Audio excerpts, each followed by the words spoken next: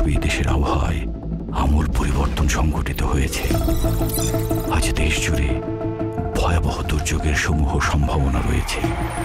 দেশের সব পুলিশ স্টেশনকে 10 নম্বর মহাবিপদ সংকেত দেখাতে বলা হয়েছে। সমগ্র দেশের তাপমাত্রা এবং বাতাসের গতিবেগ আজ অস্বাভাবিক রকম ভয়ঙ্কর। সমগ্র দেশবাসীকে তাই আজ যে যেখানে অবস্থান করছেন সেখানেই অবস্থান করতে অনুরোধ জানানো যাচ্ছে।